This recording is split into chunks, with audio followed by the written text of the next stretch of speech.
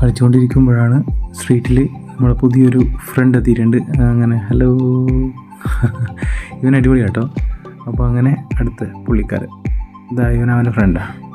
Okay, അപ്പോൾ നമ്മൾ ഇന്നത്തെ വീഡിയോയിൽ എന്താ കാണുന്നതെന്ന് വെച്ച് കഴിഞ്ഞാൽ രാമകൃഷ്ണ നഗറിലുള്ള എച്ച് ബ്ലോക്കിലാണ് ഈ സ്ഥലം സ്ഥിതി ചെയ്യുന്നത്. ഇതെന്ന് വെച്ച് കഴിഞ്ഞാൽ നല്ല അടിപൊളി സ്ഥലമാണ്. അത്യാവശ്യം എന്താ പറയുക കാമായിട്ടുള്ള ഏരിയ ആണ്. അപ്പോൾ ഞാൻ ചുമ്മാ ഒന്ന് പുറത്തേക്ക് ഇറങ്ങാൻ വേണ്ടി ഇരുന്നതാണ്. അപ്പോൾ അങ്ങനെയാണ് കാണുന്നത്. നല്ല സ്ഥലമാണ്, അടിപൊളിയാണ്.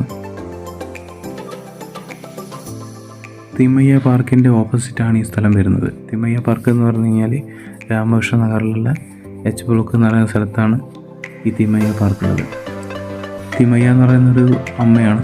ആ അമ്മയുടെ പേരിലാണ് ഈ ഒരു സ്ഥലം ഇപ്പോൾ അറിയപ്പെടുന്നത്. അപ്പോൾ ആ തിമ്മയ്യ പാർക്ക് അതൊരു ആക്ടിവിസ്റ്റാണ്, ലേഡി ആക്ടിവിസ്റ്റാണ്. അപ്പോൾ എൻവയറമെൻ്റൽ പ്രൊട്ടക്ഷൻ അങ്ങനെയുള്ള കാര്യങ്ങളൊക്കെയാണ് ആ ലേഡി ചെയ്യാറ്. അപ്പോൾ അവരുടെ ഓർമ്മയ്ക്കായിട്ടാണ് ആ പാർക്ക് ഇന്ന് നാമകരണം ഉള്ളത്. അങ്ങനെ ആ പാർക്കിലോട്ടേക്ക് പോകാനുള്ള എൻട്രിയാണിത്. അങ്ങനെ അങ്ങോട്ടേക്ക് പോവാണ്. 4 വശത്തൂടെയും ഇതിന് എൻട്രി ഉണ്ട്. അത്യാവശ്യം നടക്കാവുന്നതുകൊണ്ട് ഞാൻ ഇങ്ങോട്ടേക്ക് ഇറങ്ങിയതാണ്. നല്ലൊരു വൈബാണ് ഈ ഒരു ഈവനിങ് ടൈമിൽ കിട്ടുന്നത്.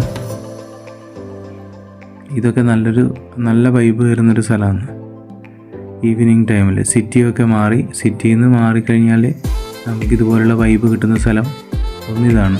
പിന്നെയെന്ന് പറഞ്ഞു കഴിഞ്ഞാൽ JP നഗർ, പിന്നെ ഇങ്കൽ, അങ്ങനെയുള്ള സ്ഥലങ്ങളിൽ ഒക്കെ കിട്ടും. പക്ഷേ ഈ ഒരു ഏരിയ കുറച്ചുകൂടി ബെറ്ററാണ്. എന്ന് വെച്ച് കഴിഞ്ഞാൽ അത്യാവശ്യം നല്ലൊരു സീനും കാര്യങ്ങളൊക്കെ, അതായത് ഇവിടെ സ്പോർട്സ്, യൂട്ടിലിറ്റീസ്, അങ്ങനത്തെ കാര്യങ്ങളൊക്കെ എമ്യൂണിറ്റീസൊക്കെ ഉണ്ട് ഇവിടെ. അത്യാവശ്യം ആൾക്കാരൊക്കെ ഇവിടുന്ന് സ്പോർട്സ് ചെയ്യും. ഇതിനപ്പുറം ആയിട്ട് ഈ പിള്ളേരൊക്കെ അവിടെ ഒരു സ്പോർട്സ്, അതായത് ഈ ക്രിക്കറ്റ് ടൂർണമെൻറ്റ്സ് എന്നൊക്കെ പറയുമല്ലോ, അതുപോലുള്ളതൊക്കെ അവിടെ കാണുന്നുണ്ട്.